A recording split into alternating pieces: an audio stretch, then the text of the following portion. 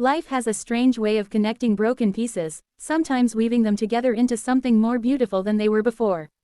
When Ethan Walker, a 42-year-old tech CEO, pulled his black sedan to the side of the road one rainy evening, he thought he was just helping a stranger in need.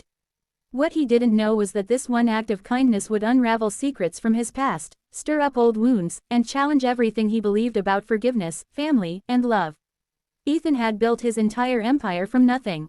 Years ago, with little more than a borrowed laptop and a relentless dream, he co-founded a startup that would later revolutionize cybersecurity. But as success came, so did betrayal. His former partner and closest friend, Richard Hale, blindsided him by stealing investors, manipulating contracts, and nearly collapsing Ethan's company. The betrayal cost him millions in years of rebuilding. More than the money, it cost him trust. Ethan swore he would never let his guard down again. On this stormy night, though, he wasn't thinking about the past. He was thinking about his son, Noah, who had grown quiet and withdrawn since the passing of his mother 2 years earlier. Nothing seemed to bring light back into Noah's eyes anymore, and Ethan carried the guilt like a shadow. He was so consumed with running the company and keeping his son afloat that he never imagined one unexpected encounter could change everything. Through the sheets of rain, he saw them, a woman standing by a broken-down van, shielding 4 young girls beneath her arms. Their clothes were soaked, their hair plastered to their faces, but it was the look in their eyes that struck him most, fear mixed with quiet resilience. Ethan rolled down his window, hesitated for only a second, and then stepped out. "Do you need help?" he asked. The woman looked up, her face pale under the dim streetlight. "The van died. We don't really have anywhere to go." Her voice carried exhaustion, the kind that comes from too many battles fought alone. Without a second thought, Ethan offered them warmth, food, and a place to stay for the night. He told himself it was temporary, just a gesture of human decency. But when the girls curled up on the couches of his modern yet lonely house, when laughter echoed faintly through halls that had long been silent, Ethan felt something he hadn't in years: life. Over the days that followed, Noah bonded with the girls, especially the youngest, who insisted on sharing her crayons with him. For the first time since his mother's death, Noah laughed. It was small, fleeting, but Ethan noticed. He began to see how much healing could come from companionship, from the simple presence of others who carried their own scars. But then came the revelation, like a slow-burning fuse reaching its explosion. The woman's name was Claire. At first, Ethan only knew fragments. She had left a painful marriage, she had been struggling to keep her daughters safe, and she wanted nothing more than to give them a chance at a better life. But when Ethan finally pieced together her full story, his world shifted beneath him. Claire wasn't just any woman. She was the ex-wife of Richard Hale, his former partner, his rival, the man who nearly destroyed his career. The realization left Ethan reeling. Was this fate's cruel joke? The woman who brought laughter back into his home was tied to the man who had once stolen everything from him. His first instinct was to push her away, to protect himself and his son from being pulled back into Richard's orbit. But when he looked at Claire's daughters, when he saw the way they held onto each other, he knew this was not about business. This was about humanity. Yet the world has a way of finding cracks in even the strongest walls. News spread quickly. A CEO sheltering the ex-wife of his rival.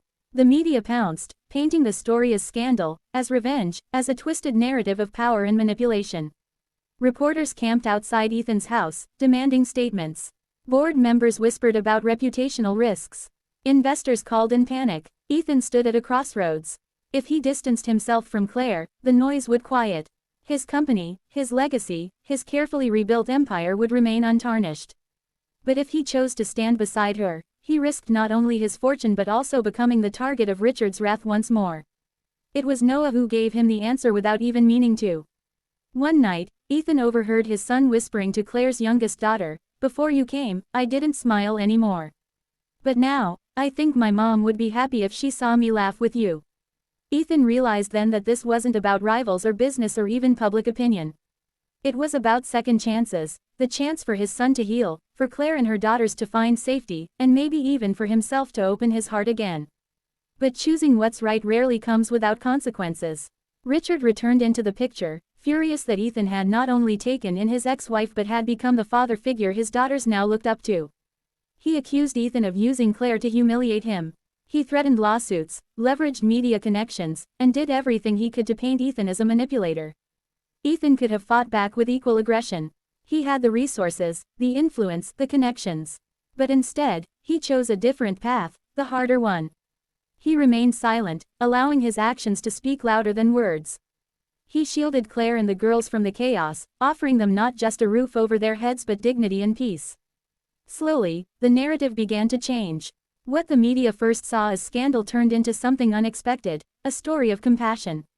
Reporters who had once camped outside his house began telling a different story, the story of a man who opened his home not for profit, not for power, but for kindness. Public opinion shifted, and instead of criticism, Ethan began to receive letters from families, from children, from people who had been touched by the courage it takes to care when the world tells you to look away. Through it all, Ethan discovered that forgiveness doesn't mean forgetting the pain someone caused. It means choosing not to let that pain dictate your future. Richard's betrayal had shaped years of Ethan's life, but now, Ethan refused to let it define his legacy. His true legacy wasn't his company, or his wealth, or the empire he had built brick by brick. It was the lives he touched, the hearts he helped heal, and the love he allowed back into his own home. Claire, too, found her strength again. No longer the woman broken by years of fear and silence, she began to rebuild herself alongside Ethan. She found work, she enrolled her daughters in school, and she began to smile in ways that suggested freedom was no longer just a dream but a reality. As for Ethan and Claire, their bond grew not from romance at first but from shared resilience, from nights spent sitting at the kitchen table helping children with homework, from quiet moments where two wounded souls realized they were no longer alone. Love, when it finally arrived, was not fireworks or grand declarations. It was steady, patient, like rain soaking into dry earth. In the end, Ethan made peace with the past not by erasing it, but by proving that the future could be written differently. He didn't just save a woman and her children that night on the rainy road, he saved himself, his son, and perhaps even the belief that kindness still has the power to change lives. And maybe that's what makes this story more than just drama, more than just a clash between rivals.